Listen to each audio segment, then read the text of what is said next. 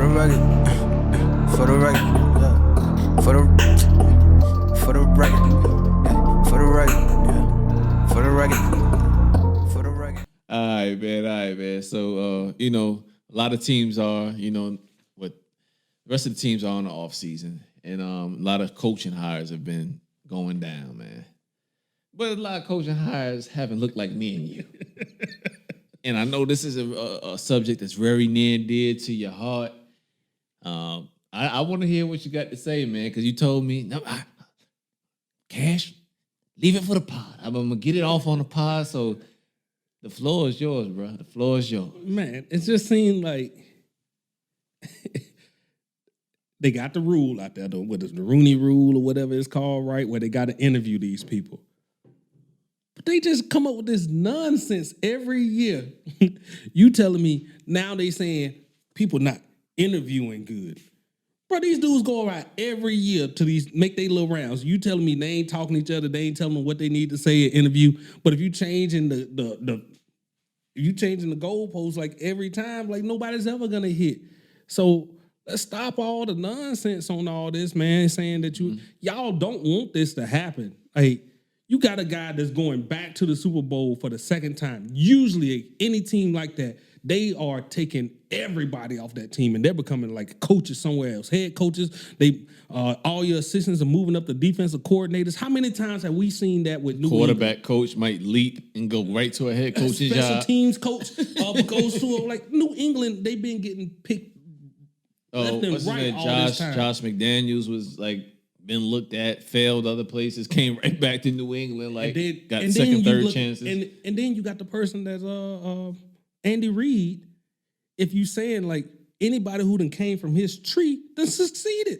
Keep that thought. They done succeeded. Keep that thought. They out there and they constantly succeed. Like, so you know that he picks a good team. So why are you still saying, and you want us to buy into this narrative, oh, he don't interview good.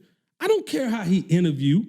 I look at what he's doing on this field and I can see what he's doing. What he's done, yeah. Like, so you need to get past a damn interview if you're trying to win. And there's a lot of organizations out there that can use somebody like, I don't need somebody out here, we're going to bite their head off, we're going to fight and hit them at the knees like Detroit over there. Like, come on, he wouldn't have been a better option?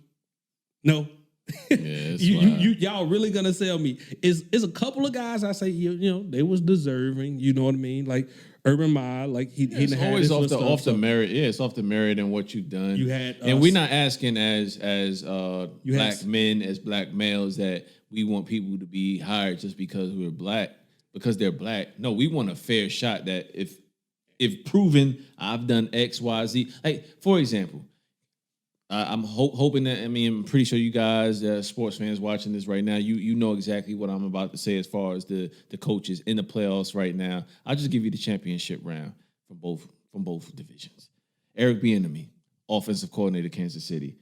Brian Leftwich, offensive coordinator, Tampa Bay Bucks. Todd Bowles, defensive coordinator, Tampa Bay Bucks. Leslie Frazier, DC, Buffalo Bills. Robert Salah hired by the Jets. Yeah. Joe Woods, DC for the Cleveland Browns. That is 6 fucking black coaches.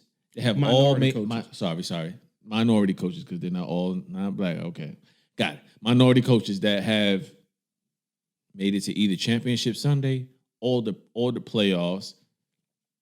Why haven't they gotten interviews? Why haven't it boggles my mind, like, to the point of it's just still at head coaches. Like, you can't even have equality hiring with OCs and DCs. Like, they don't have to interview anybody for OC or DC. I did that research and I was like, yo, this is why it's hard to move up the ranks, because the prominent positions, you can't. It's not even mandated that you have to interview anybody, but. For me, Prez, it's all about the owners. It's the owners. Yeah, it ain't on nobody else but the owners. Ain't nothing that Roger Goodell, he worked for the owners. Ain't nothing Roger Goodell could do. It's everything. The only people it's on, I would say, is i.e. either that players union getting a lot stronger and trying to put things in place for hiring practices and not being all about themselves, or putting the onus on the owners, especially in coming off of 2020 and everything that happened. And it just seems like they don't want to bet their money on that. You know what I mean? Like they'll give these other people a chance. Like I said, you got a special teams coach over here in the Giants. You know what I mean? Like not even coaches, it's GMs too. Like it's like, man, people of all minorities can run organizations. You just got to give them a goddamn chance. Like all this buddy hiring and rehiring guys that have failed time and time again. Like I'm all for second chances, but it's some cats on their third and fourth chance right now that. And this is why, like you was like, I was talking about the XFL last year and all this. This is why I want competition. Because once they start having that and eyes are going to this other channel as well, they're going to have to start doing this and stop looking and being so biased. They're going to have to hire the best person that's going to put the best product out there on the field that's going to get them these championships. And we'll have these teams like stop doing this nonsense of just like hiring these. Gase should have never had a job. Gase, point blank. He should have never had the job. But because one person spoke up for him, that's what got him the job over there. But you telling me, hey, all these other coaches shouldn't have got a chance on that? It's crazy. It's crazy. This rule is 18 years old. I mean, it got established in 2003, if I'm doing public math, right? And, you know, as of like 2019, you only had 7 minority head coaching hires. And that's before the rule was in place. 7 hires before 2003 that were minority. And you guessed it. Art, what's your guy? Art Shell. Cornell, Romeo Cornell. Herm Edwards. Tony Dungy. The fact that we can sit here and just name all these is just off memory. I don't have it written down here. I just got 7 head coaches before the rule. You had San Diego coach this last year, Lynn. Man, yeah. It's crazy. I mean, as of 2019, 68% of the league was minority, and the other 30. Cincinnati head coach for the longest. He came to Oakland too. Yeah, so but you know what I'm talking about. Right. So you know, it's kind of one of those things as you know, the players really can't advocate because I was watching I Am an Athlete, and I want you to watch that at some point this week because they kind of spoke on it a little bit. And he was like, yo, Channing Crowder, he said something to the point of, I was just chasing checks. So I wasn't in a position to be all rah-rah about what coach I wanted and who I wanted there. I was just trying to chase as much checks before my body wore out. Mm-hmm. So all the political stuff behind it and, Black Lives Matter and all that stuff, he's like, wow, I may have felt the things that were happening in society. I was trying to set my family up for stuff like that, and I wasn't in a position. I wasn't a quarterback. I wasn't a wide receiver where I was getting big money. I was just trying to be in position to cash in when I could cash in during the certain scales that they have in pay and set my family up for life, and I wasn't trying to rock many boats. And then when he said that, I was like, he's black dude. I have to respect the things that are going on behind the scenes too, because that's mainly the thing. Like you got 53 players in football, but then you got 15 men on the NBA roster who have more of a say-so in your league. They're the faces of the league. If they say some shit, they want some shit to go. They want Breonna Taylor on the back of their jerseys, or they want Black Lives Matter on the court. It's happening. Mm-hmm. Because without them, it's no league. Nobody cares about Adam Silver or any other of these owners and stuff like that. Like, it's too much of an intimate setting in the NBA. But NFL, not the case, man. Like, cats come and go out that 53-man roster, so they can't always stick to their guns, unfortunately. And in the white quarterbacks that are the faces of the league, so to speak, you got to pay them to be on any type of union. I found out they paid Drew Brees $1 million to be on that last bargaining agreement to be on a chair on it. They had to pay that man. Wow.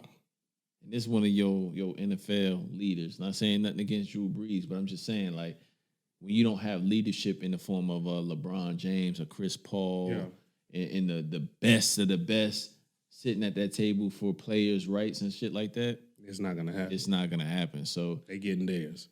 Yeah, it's a twofold thing, man. It's the owners and the players being able to the players that the owners covet. Yeah. To be honest with you, man. So I don't know if it's gonna change outside of litigation, Prez. Like outside of them really taking this shit to court and deep dive in all these statistics that I have here that I'm not really gonna. But you can't force nobody to hire him. You can't. They Exactly. can't. It's their money. That's what's you can go a little bit more into detail in terms of one of the things I mentioned was like the OCs and the opening up. Okay, now you have to at least in it like making it very difficult every single time to not do it. And it's minorities, not just black folks, minorities. I mean, let me be clear, but I think you can make it very fucking difficult on them to where you got to see me. You may not hire me, but you eventually some people are gonna creep through because they're gonna get tired of going through this whole song and dance just to hire whoever they're gonna hire. You know what I mean? It's gonna take more dominance. Like we starting to see it up in there, but once these head coaches and once we see like these people are winning like every time. Like so, you got to hope for the best for these minority coaches that got. It's always a difficult thing. It's always a difficult thing. Like, no, it ain't your team, but you want to see them win just so it brings about a different change up in there. And what's the difficult thing that I find with it is that like a lot of these minority head coaches get the shitty ass jobs. They don't get to roll into a situation to where they have the best of the best on their team. You know what I mean? And but like it's never it don't turn around quickly like that like quickly. Like you have Tony Dungy went to the Colts from the Buccaneers, right? You had Peyton Manning. I'm not sure Peyton Manning was there already. Mm-hmm. But then you had John Gruden just come right into a ready-made Super Bowl squad and he won. I'm not gonna let you John Gruden was already He's there. a good coach, but I'm just like, saying no, it's the same Steve Kerr shit. The same Steve Kerr shit we say. But I'm in saying, NBA. like, everybody try to throw John Gruden down that path, like the Tuck rule. We should have been in that Super Bowl the year before. New England went. The next year, hey, they do the little trade, they do whatever, they get rid of them and everything, and we show back up. The same team that he built up is the team that he faced in that Super Bowl. So, yeah, he had the upper hand and, like, he went to a ready-made team. But it looks like no matter which side he was on that ball, he wasn't going to be in that Super Bowl. Valid. Fair enough. But yeah, like I said, man, I don't know how we get to the bottom of it or how we get more coaches to get more valid looks. Like, yeah, okay, you can get an interview, but they're going to hire who they want to hire, like you said. Can't really do nothing about it for right now, but there should be continuous work to be done in updating the Rooney Rule. I really hate that I love this sport so much. That I love football. We grew up playing sports, and we love sports. We love to watch. We love to play it on video games. That's our era. We grew up like that. So it's the love for the game. It has nothing to do with the politics. Because, man, I swear the NFL just seems rigged at certain points, certain games, and the way they be going. Like, you can just... I got one friend, the sport, the Tyrus, who was shout out my Patreon supporter. He ain't watched in like 3 years. Like, watching in like 3 years. But this dude, when we sitting there talking, he was like, oh, this is going to happen. Because just predictability of the league and how stuff going and how they want it. He was like, yeah, man, now it's hard to deny about the predictability of the league. And, like, they want certain narratives. I feel like the kid, when you tell him, like, he's sitting there watching WWE and, wrestling ain't real. Huh? No, it's real. That's how I feel like watching NFL sometimes. It's just like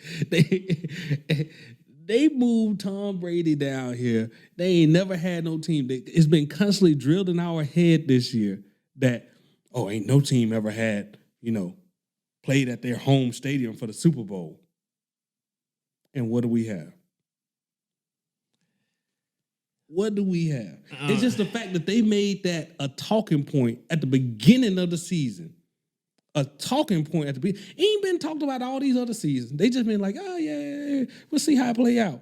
No, they made it a talking point at the beginning of the season. And lo and behold, what do we have here?